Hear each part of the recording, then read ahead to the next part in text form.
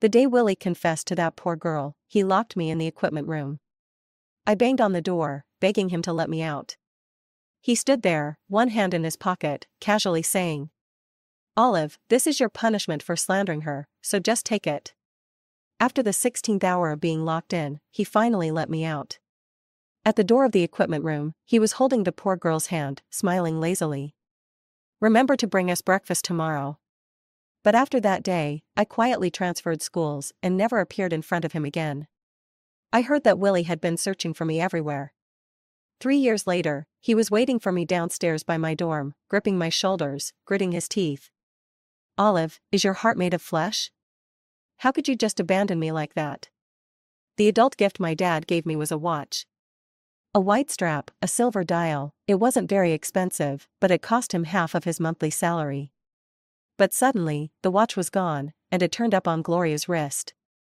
When I quietly asked her to return it, Gloria looked at me in disbelief. "What are you talking about? This is my watch, not yours." As I saw the classmates around us start to look, Gloria suddenly raised her voice, looking at me with righteous indignation. "I know you've always looked down on poor students like me. But how can you accuse me of stealing just because you lost something?"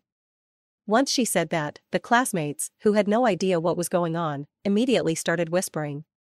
"Why does she look down on poor students? Her mom is just a waitress, right?" Others said, "But Gloria's watch really does look like the one Olive was wearing the other day. Gloria's on government assistance, how could she afford a watch?" My watch had a scratch on the dial, which happened when I was cutting vegetables for my mom. And at that moment, the watch on Gloria's wrist had the exact same scratch.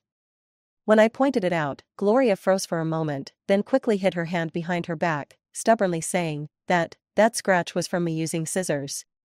But her explanation was too weak, and the classmates began murmuring about her. Just then, Willie walked into the classroom, carrying his backpack. Gloria, like she saw a lifeline, looked up at him, her eyes lighting up. "Willie." After hearing Gloria's version of the story, Willie rubbed her head. When he turned to look at me, he narrowed his eyes and ordered coldly, "Apologize to Gloria." I was confused and asked him, "Apologize for what?" Willie raised Gloria's wrist. "This watch, I bought it for her.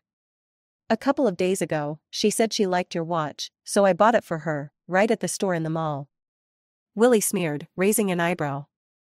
"Olive, you know how important reputation is to someone. Yet because you looked down on a poor student, you accused her of stealing. Don't you think you should apologize?" In just a few words, he changed everything. So it was Willie who gave it to her. Looks like we were wrong about her. Who cares about the scratch? Maybe Olive just made that up. How could Olive do this? Without understanding the situation, she just blamed it on Gloria. Seeing this, Gloria smiled mockingly at me, her grin full of provocation.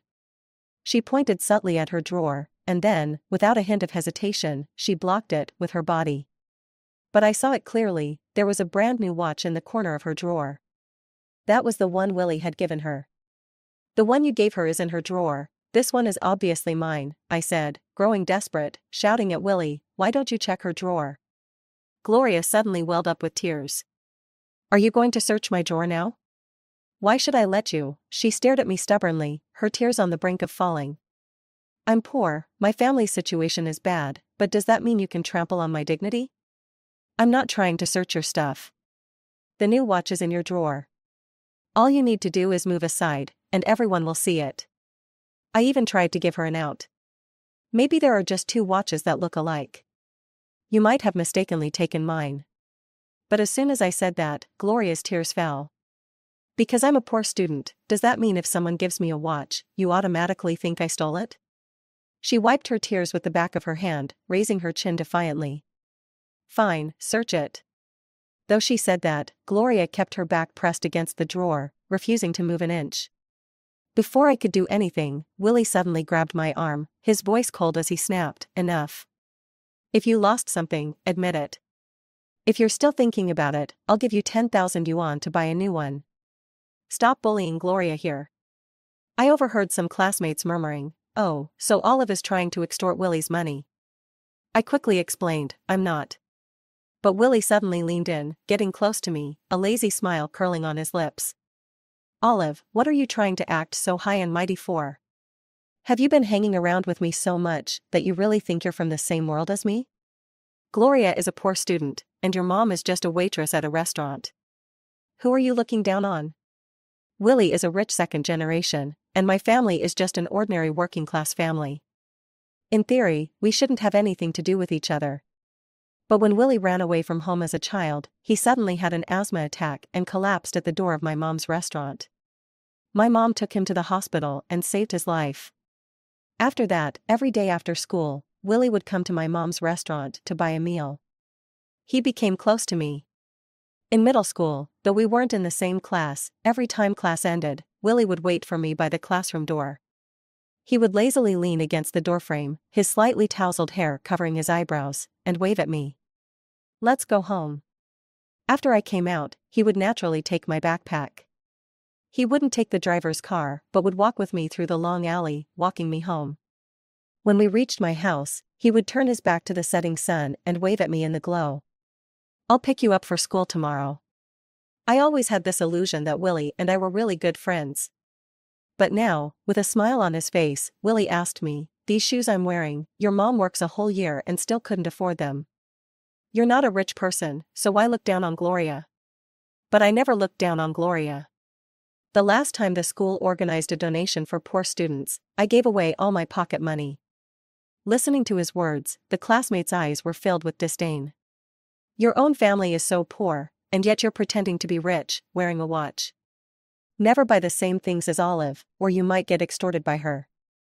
What do we do now? Our school uniforms are the same. Olive probably won't say I stole her uniform, right? Laughter suddenly rang out in the crowd. Willie knew full well how much reputation matters to a person, but he was letting my name be ruined like this.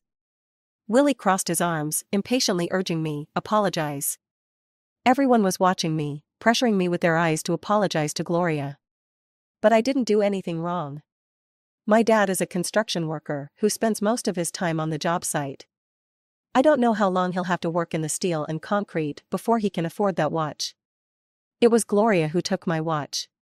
Why should I apologize to her? Unable to say the words, the situation froze. I don't know how long passed before the class monitor urged, "The PE teacher is here, let's go to class." During the entire PE class, I was in a daze. After class, I returned the volleyball to the equipment room. Just as I placed the ball down, I heard a loud bang as the door slammed shut. The sound of the lock echoed, and I rushed to the door. Willie's indifferent voice came through. "I know you like me, and I know you're targeting Gloria for me. When someone makes a mistake, they have to face punishment. Being locked in the small dark room is your punishment for misbehaving this time. I'm going to confess to Gloria tonight. After the confession, I'll let you out. Stay in there and behave." No matter how much I knocked on the door or cried out, he refused to unlock it. The equipment room had no windows, just this one door. There were no clocks inside, and I had lost my watch, so I couldn't tell the time. I could only watch the light outside the crack in the door grow dimmer and dimmer. It seemed like night had fallen. Today was my mom's birthday. Before school, I had told her that I'd make her a cake myself when I got home tonight. She said she'd get off work early and wait to eat the cake I made. I threw a ball at the door, kicked it with my feet, but it didn't budge. By nightfall, there was no one around. I sat at the door of the equipment room, burying my head in my knees. The autumn night was so cold and dark, and I was terrified. I was afraid that if I didn't return home tonight, my mom would go crazy with worry. When you can't see the time, it feels like time drags on forever. I dozed off in a half-conscious state, and in that haze, it felt like I saw Willie at 16. In high school, Willie and I were finally in the same class. A few of the classmates, after finding out my mom worked as a waitress, secretly laughed at me. They locked me in the back of the girls' bathroom and dumped a basin of cold water on my head. That day was like this. I kept banging on the door, but it was tightly shut. It was winter, and after being soaked in water, I was shivering uncontrollably. It was Willie who broke down the bathroom door and carried me, soaking wet, back to the classroom. He took off his down jacket and draped it over me, then turned to confront those girls. I remember him breaking a leg off a chair, his smile vicious, as he angrily asked them, "What's wrong with being a waitress? We're all human, so why act like there's a hierarchy? I huddled in his down jacket, wrapped tightly by his scent. I could look up and see his beautiful jawline, and how his eyes, usually fierce, softened when he looked at me. My breath caught for a moment, and my heart felt like it was overflowing with something. But the person who once dragged me out of the mire was the same one who, today, pushed me into it. It turns out Willie only liked being the hero, saving others. When someone weaker than me appeared, Willie naturally chose her. I don't remember how many times I woke up, only that there was no light outside the crack in the door. That night, I sat hugging my knees, chin resting on them, watching as daylight slowly filtered in. The sky brightened, but the feeling of youthful infatuation didn't survive until dawn. It was extinguished in the night. At the 16th hour, I finally heard voices. In the early morning, people were passing by the equipment room. Their conversations were a little loud and all reached my ears. Did you hear? Yesterday Willie confessed to Gloria with a drone. Gloria likes lilies, and he prepared 999 of them. Wow, I'm so envious of her. When Willie finally let me out, there was a smile in his eyes. He had his arm around Gloria's shoulders and urged me, Olive, come congratulate me. I dusted myself off, ignored him, and turned to push the door open. This action seemed to upset him. He said in a low voice, Olive, you've been really disobedient these past few days. But perhaps because his confession had been successful, he didn't get angry. Instead, he ordered me. Remember to bring us breakfast tomorrow. Oh, and she doesn't like cold food, so bring it hot. Gloria shyly added, why be so picky? It's already autumn. You're asking Olive to bring it to the classroom, isn't that putting her in a tough spot? Willie didn't answer immediately. He seemed a bit distracted, then said, she can handle it. Last winter, when it was snowing, she stuffed the breakfast into her clothes. When I got it, it was still steaming. Gloria asked him, will she bring it for me? Willie gently tucked a strand of hair behind her ear and said softly, she will. She listens to me. I ignored them and went straight back to the classroom. My stomach hurt from hunger, and I longed for the meals my mom used to make. After packing my bag, I left the school against the flow of people. But at the school gate, I saw Gloria. This time, she was alone, Willie wasn't by her side. She took off her watch and waved at me, Olive, your dad's watch is here. Do you want it? If you do, come get it. I walked closer to Gloria. But before I could reach her, she suddenly released the watch she had been holding high in the air. The watch fell heavily to the ground, the dial shattered, and glass scattered everywhere. Gloria stepped on the white strap with her foot, tilted her head, and asked, your watch is broken, what will you do now? The tip of her shoe ground into my watch, each step feeling like it was crushing my heart. I clenched my fist and coldly asked, why did you steal my watch? Gloria chuckled, you think it's just a watch? Don't you think your relationship with Willie is like this watch? She pointed at the shards of glass on the ground and said, once it's broken, it can't be put back together. At this point, who the hell still cares about Willie? I only cared about the gift from my dad. I couldn't hold back anymore. With a punch full of force, I swung at her. Gloria's smile was instantly replaced by fear. But before my fist could land, I heard Willie's voice in my ear. Are you crazy? He lunged at me and stood in front of Gloria.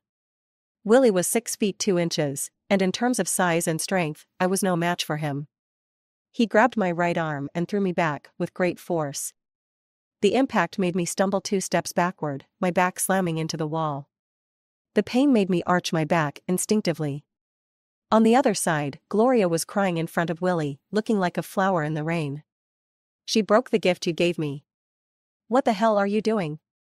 Willie stood protectively in front of her and asked me slowly, are you looking down on poor students, or do you not like that I have a girlfriend?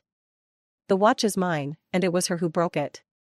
Check the school's security footage, you'll see. But Willie looked around and laughed, what are you pretending for? You chose to break the watch here, because you knew there were no cameras, right? Gloria's sobbing and Willie's scolding filled the air. I hadn't had any rest the whole night, and their noise was giving me a headache. Suddenly, I didn't want to say anything anymore. For people who don't believe me, no amount of explanation will help. Besides, I didn't need his belief anymore. In the cold autumn wind, Willie left with Gloria, leaving behind only shards of glass and a motionless watch. I bent down, picked up the watch, and wiped the dust off its strap with a tissue. Then, I turned my back on them and walked in the direction of the school gate. My mom didn't go to work today. She was standing at the school gate, her back slightly hunched, dark circles under her eyes. The moment she saw me come out, her tired eyes finally lit up. "You didn't come home last night. I searched for you all night and couldn't find you. I called your teacher, and she said you weren't at school." My mom gripped my hand tightly. "I was so worried, afraid something had happened to you. Then Willie came to find me and said you went to his house to tutor him. That made me feel better. But why would you just spend the night outside?"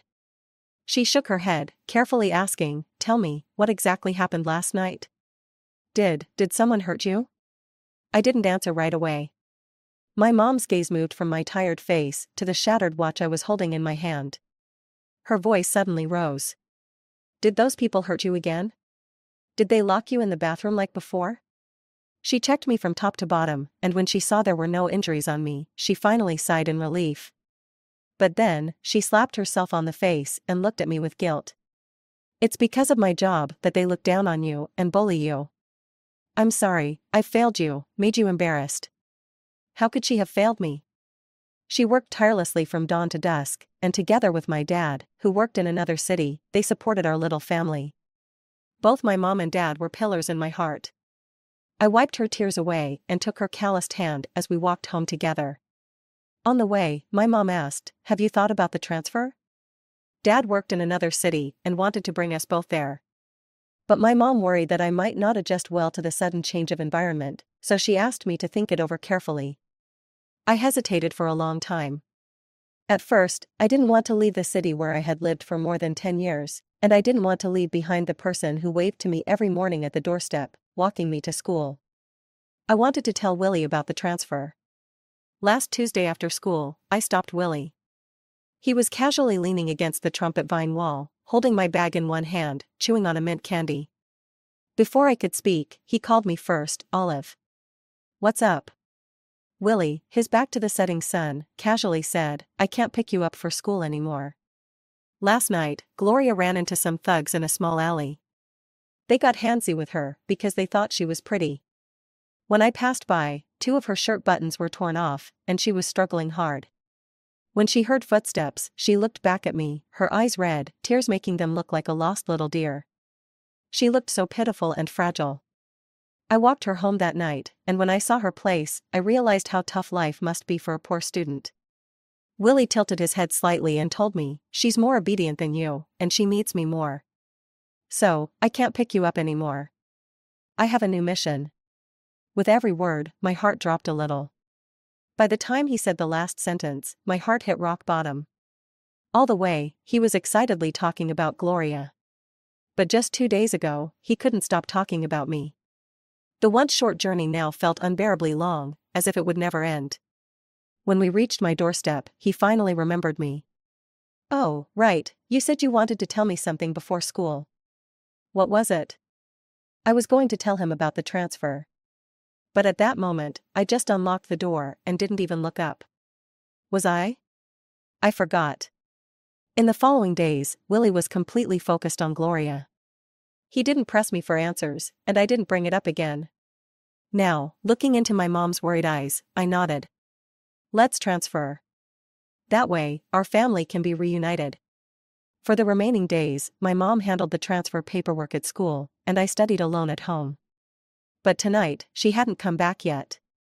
I tried calling her, but her phone might have been dead. I put on a coat and went out to look for her. I passed through 2 alleys and finally saw her, hunched over, walking home with a heavy heart. The street lamp stretched her shadow long. When she saw me, she slowly smiled. "I'm here." On the way back, she seemed like she wanted to say something, but she opened her mouth a few times and couldn't get the words out. I couldn't help but say, "If you want to say something, just say it." My mom hesitated for a moment before she spoke with difficulty. "Today, I saw your classmates. They walked past me, and their conversation suddenly got loud, like they were trying to make sure I heard." They said, the reason you hadn't been to school for 3 days was that you had falsely accused a poor student of stealing, and when it was exposed, you were too embarrassed to go back. Just then, my phone buzzed. There were 3 messages in a row from Willie. I know you like me, but you don't have to avoid me just because I have a girlfriend. We're all adults, so stop being childish. The things you did wrong, Gloria has forgiven you. Don't ruin yourself. Bring me breakfast tomorrow. I'm giving you one chance. Be a good girl, okay? I glanced at the messages, then put my phone down, looking at my mom. Mom, what do you think? She zipped up my jacket without a word of reproach, her eyes full of tenderness. They said those things about you, and it hurts to hear it. You must feel even worse inside. Though I don't know exactly what happened, I know what kind of person my daughter is, and no one can talk down to me about her. You must have been through a lot. I wanted to be a strong daughter in front of my mom, but for some reason, at that moment, I couldn't hold back my tears. She wiped them away. Don't cry. The transfer paperwork is all done. We'll go to a new city, to a new school, and start a new life. Through the tears, we exchanged a smile, wiped away the last of our tears, and walked up the hill together, pushing the cart. Suddenly, I remembered Willie's messages and took out my phone. I didn't reply. I just blocked him completely. I was going to start a new life. So, Willie, goodbye forever. In the new city, I went to college and never returned to that northern town. Willie was sealed away in my memories. In my 3rd year, the school held a social event. Class monitor Hetty insisted that I sign up with her. Olive, just come with me. Hetty was my best friend in college. Unable to resist her persistence, I agreed. By the time Hetty and I arrived, a lot of people had already gathered. Just as the event was about to start, I suddenly heard a sweet voice. Willie, the maple leaves are just the right color, could you take a picture of me? That voice was too familiar.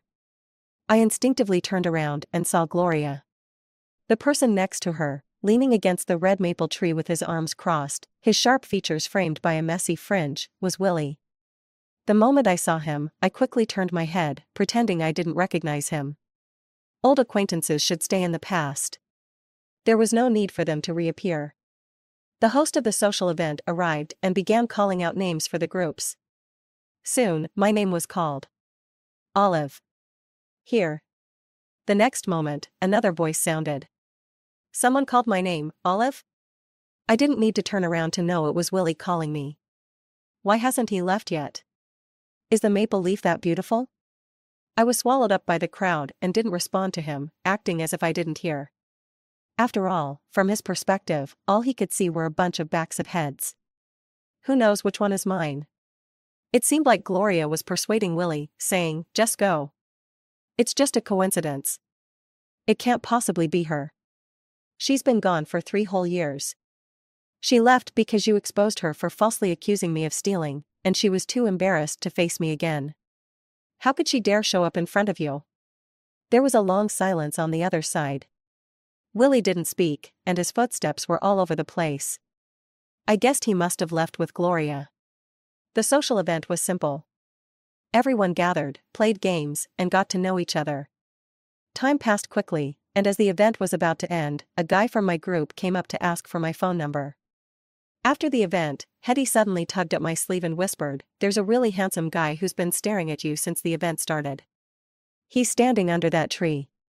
I looked in the direction she pointed to. The area under the tree was empty, with no one there. Hetty rubbed her eyes. He was just standing there. How did he disappear so quickly? She wanted to run over to check, but I stopped her. Forget about him. Let's go back to the dorm. On the way back, Hetty kept talking about the guy who had been watching me. He's really handsome. During the game, I noticed he was looking at you with such intensity.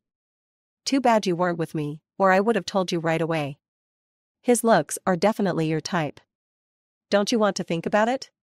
Maybe if we go back, he'll be standing under the red maple tree again. She kept going on, and I interrupted her. After staring at him for so long, did you catch the brand of his denim jacket? Hetty thought for a moment. From the logo, it looks like it's from LV. That's it.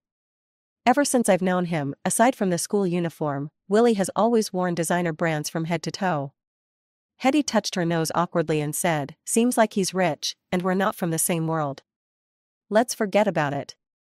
She stretched out lazily. In the end, making money is the most reliable. We should think about where we can pick up some part-time work.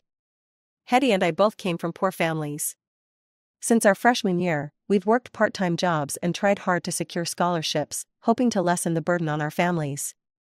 After I returned to the dorm, my life went back to the way it was. That brief appearance of Willie and Gloria felt like a mere illusion. Just when I thought university life would continue as usual, I suddenly saw a familiar figure at the entrance as I went downstairs. I couldn't avoid it, and our eyes met. Willie smirked, his tone casual, but his voice was cold. "Long time no see, Olive." I glanced at him calmly but didn't greet him, turning to walk away. I had made plans for today. The guy from the last event who added me on social media was named Lester. He had introduced me to a tutoring job and planned to take me to meet the employer today. But Willie didn't seem ready to let me go. He coldly asked, "You've been avoiding me for 3 years. Are you going to keep avoiding me?" The crowd downstairs stopped and turned to look as soon as he said that. I couldn't lose face, so I pulled him to the side. "What do you want?" "What do I want?" He raised an eyebrow as if hearing a joke, then suddenly pushed me against the wall. One hand pressed down on my shoulder, and the other braced against the wall as he gritted his teeth and asked, "Olive, I've been looking for you for 3 years. 3 whole years. Do you have a heart made of flesh? How dare you just disappear without saying anything?" I tried to push him away, but his grip was too strong, and I couldn't budge. His eyes were full of coldness as he lifted my chin. "How could you bear to leave me?" I found it laughable. "What's there to feel sorry for? We're just classmates. Do you really think I need your approval to transfer? And let go of me?" "Classmates?" Willie bit the word hard. "We've known each other for over 10 years, and you call us just classmates?" So, he knew we had a history of over 10 years. Then what did he do? He publicly accused me of looking down on poor students. He locked me in the equipment room for 16 hours. He arrogantly made me bring breakfast to his girlfriend. I looked at him indifferently. "Willie, no matter what's going on with you, don't look for me again. I don't want to see you. When I transferred, it wasn't to avoid you. I just wanted to reunite with my father. You overestimate yourself. And hurry up and let go of me. If Gloria sees this, you'll be in trouble, and I will be too." His grip didn't loosen. Willie tilted his head to scrutinize me, and his furrowed brow slightly relaxed. "Olive, are you jealous of Gloria? You still like me, don't you?" "I've already." Before he could finish, Lester, who had agreed to meet me downstairs, arrived. He froze when he saw the situation. "Olive? Are you still going out with me tonight?" Willie turned to look at him, narrowing his eyes slightly. "Is this the guy you met at the last event?" He suddenly released me, raised an eyebrow at Lester, and asked with a half-smile, "So, you two are already chatting? Going out on a date tonight?" Before Lester could answer, Willie unexpectedly punched him in the face. Lester, who was usually polite and refined, was no match for Willie. His glasses shattered, and a bruise appeared on his cheek. "You want to lay your hands on my woman? You should look at yourself in the mirror first. Do you really think you're good enough? Are you out of your mind?" I yanked Willie's hair and pulled him away. Lester had never seen anything like this and was stunned, rooted to the spot, unable to move. It wasn't until the patrolling security guards arrived that they broke up the scene. "Willie paid for Lester's medical bills and glasses. I thought you two were going on a date." "I didn't know you were bringing her to find a part-time job. Lester's injuries were because of me, so I apologized repeatedly." He pursed his lips and said nothing, grabbed the money, and walked away. That evening, he deleted my contact information, and the tutoring job we had planned was also gone. I turned and walked away, not wanting to look at Willie anymore. But he called out to me from behind, "I haven't finished talking. I broke up with Gloria a long time ago. We've been broken up for 3 years. I've been looking for you all this time." The autumn wind stirred the fallen phoenix tree leaves. The dim streetlight cast a yellow glow on Willie. When I turned back, his eyes were shining. Gloria's family is struggling, and I felt sorry for her, so I've been helping her finish her studies. Right now, what we have is just a relationship between a sponsor and a sponsored student. She's studying in this city. She just happened to come with me to visit your school that day. That's all. And about the things from back then? Willie. I interrupted him and told him seriously, who you're with now is none of my business. I really don't like you. Please stay out of my life and don't bother me again. Willie stood there, frozen, unable to speak for a moment. As I turned to head back to the dorm, light rain began to fall. People hurried along, trying to find shelter from the rain. But Willie seemed oblivious, standing silently in place. Even when a leaf from the phoenix tree landed on his shoulder, he didn't notice, standing still. I didn't look back. I went to the dorm, took a hot shower, and curled up in bed, looking at part-time job listings. In the following days, I often saw Willie. He was always alone, watching me from a distance. I ignored him, pretending not to notice. He never spoke, silently watching me walk away. And today, at the Maple Garden cafeteria, I ran into another familiar face, Gloria. She asked someone to help her recharge her campus card and placed her tray opposite mine. Let's talk, old classmate. That day at the social event, I only glanced at Gloria briefly and didn't get a good look at her. Now that she sat across from me, I realized that the person who had changed the most over the past 3 years was actually Gloria.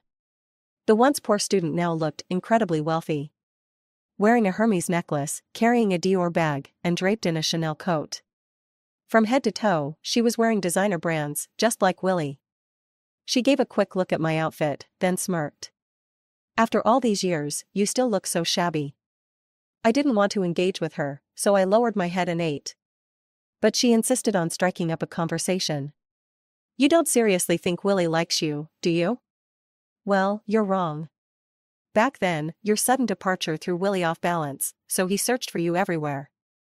Once he found you, he filled that gap. How long do you think he'll still be interested in you?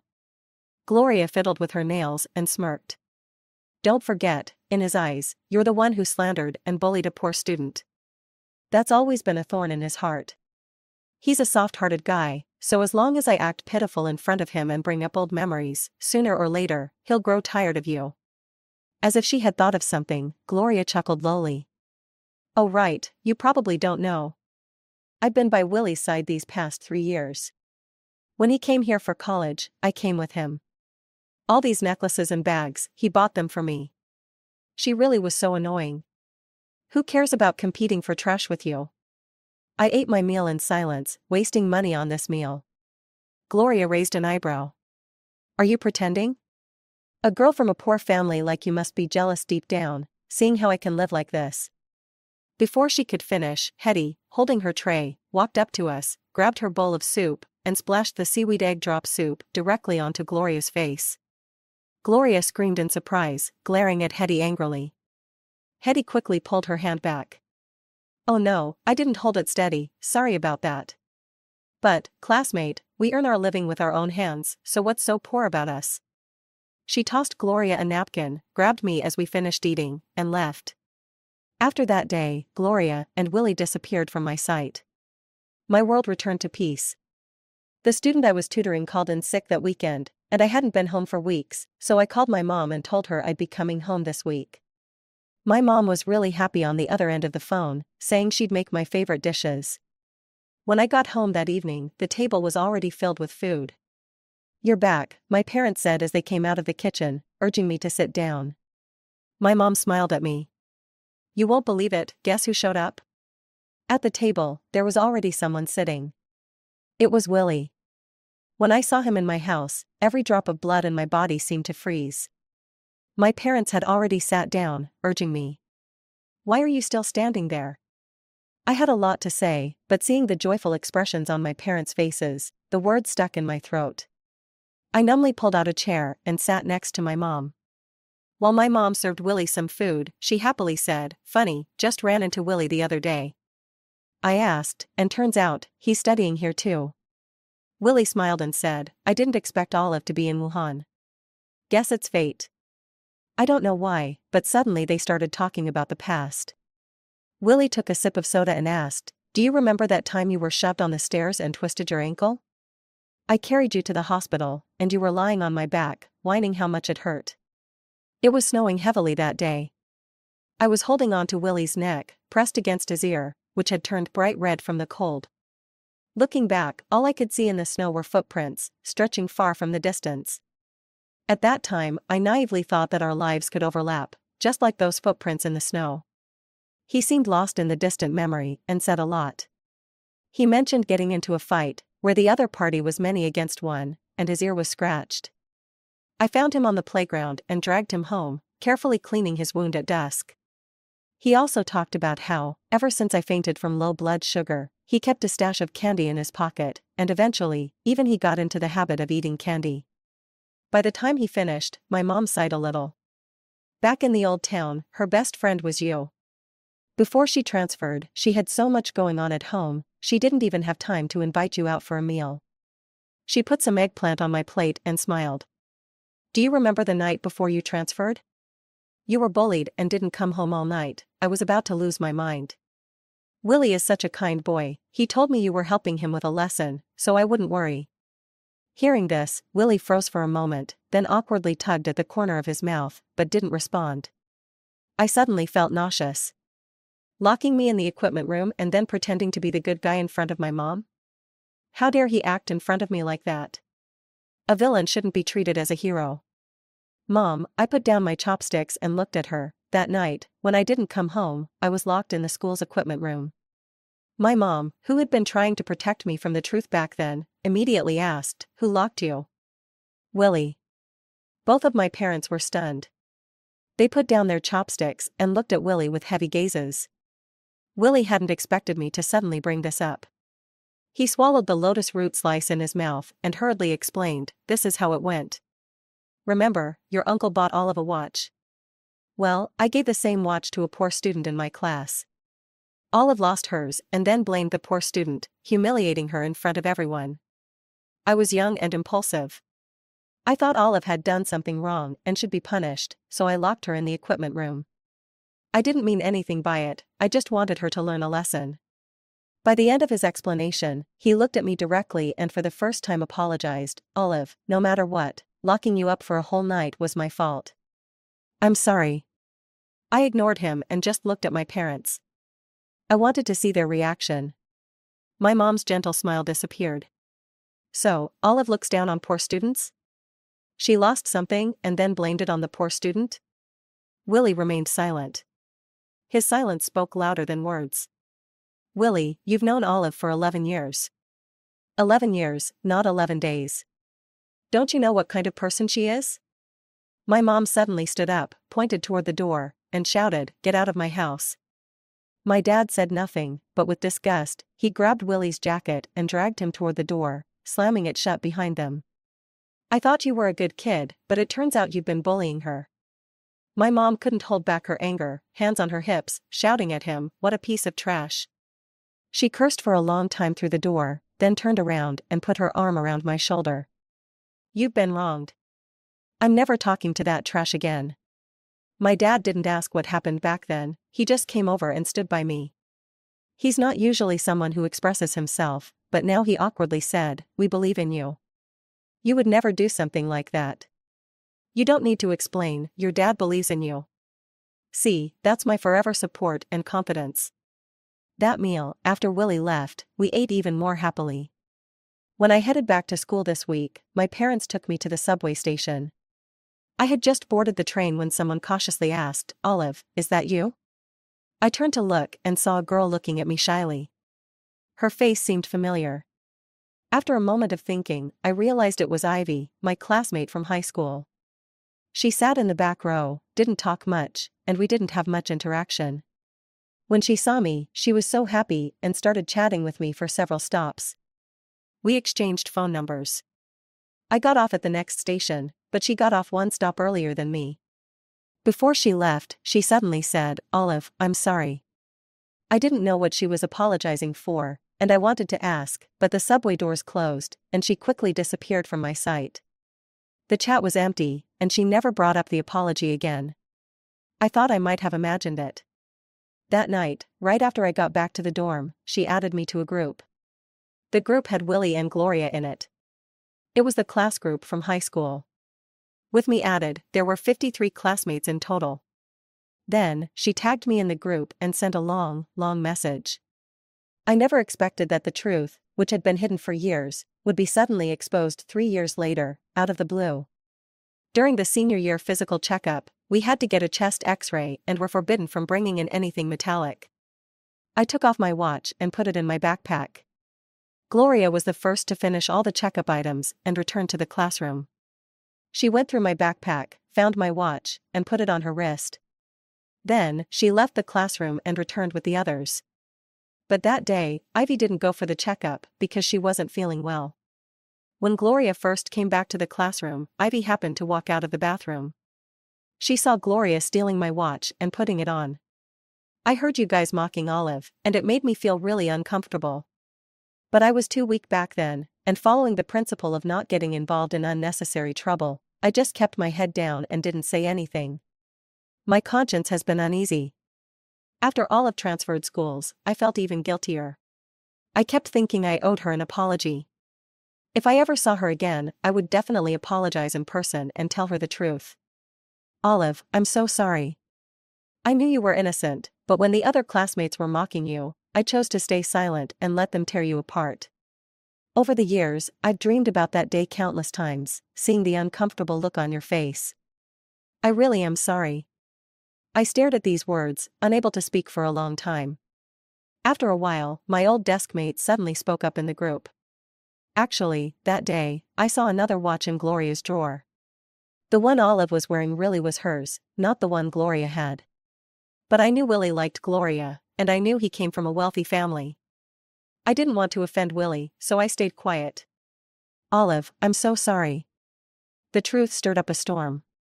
Classmates who hadn't spoken in years suddenly flooded the group with messages. I blindly believed Willie back then and wrongly blamed you. I'm sorry. I shouldn't have said such hurtful things. I'm sorry. I just picked a side without knowing the truth. I'm sorry. I stared at these messages for a long time, then sighed deeply. It's okay, it's all in the past now. In fact, the ones who should be apologizing aren't them, but the instigators. The ones who stole from me and hypocritically smeared my name. The ones who had known me for 11 years but still pushed me into the abyss. And yet, Willie and Gloria remained silent. Before long, I received a friend request. Olive, it's Willie. I have something I want to say to you. I didn't accept his request. It was strange. The truth had come out, but suddenly I felt like crying. Hetty happened to return to the dorm, and I turned to ask her, why is it that when there's conflict, bystanders always instinctively side with the wealthy? She handed me a bottle of alcohol. Want some? Sure. We clinked glasses on the balcony where we were hanging clothes. The moon was full tonight. Under the moon, after a bit of drinking, our feelings couldn't stay hidden. Who didn't go through some messed up stuff in high school? Hetty leaned back in her chair, squinting her eyes slightly. Back then, I liked someone named Mark. One time, after a physical checkup, Mark's ex insisted that there was a bug in my backpack and made me dump everything out in front of everyone. My sanitary pads fell out. Loose ones. I knew they weren't ideal, but I was at my poorest, and I couldn't afford branded ones. Mark's ex laughed and asked how I could be so poor. Someone asked if Mark liked me. His ex immediately said, how could Mark like a poor girl like her? I crouched down to pack my bag quietly, but I secretly hoped Mark would say something to defend me. Hetty smiled bitterly, her eyes full of loneliness. He was always special to me. We even promised to go to the same city for college. I thought he liked me too.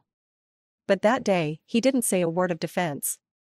He just turned around and left, like being seen with me was something shameful. So when it came time to apply for college, I didn't follow our promise. I stayed far away from him. All these years, I never understood why Mark ran away that day. I wasn't bad looking, my grades were great, and I was a good person. Maybe the only flaw was being poor. That probably embarrassed him, being from a wealthy family. But Olive, our family situation isn't something we can choose. What we can do is make ourselves better. Look, we study hard for scholarships, we don't let our families worry, and we live our own lives. There's nothing shameful about that. Really? She had never told me this before, and I had never mentioned Willie either. We both had bad tolerance for alcohol. After drinking a bit, we were already tipsy and clinked glasses again. I patted her on the shoulder. Today is a good day. I've finally cleared my name. Hetty took a big gulp and spat. Today is definitely not a good day. Damn it, I ran into Mark at school. He's here as an exchange student for a year. He was red-eyed, looking for me, saying how I promised to go to the same city with him and how could I break my word. Hetty mumbled, her eyes starting to water. I was drunk by then, and I forgot everything she said afterward. It all slipped away from my memory. The next morning, when I woke up, I saw Gloria's photo on social media. It was just a side profile, but I could immediately recognize her. The caption read, "Is it reasonable for someone receiving government assistance to wear designer clothes?"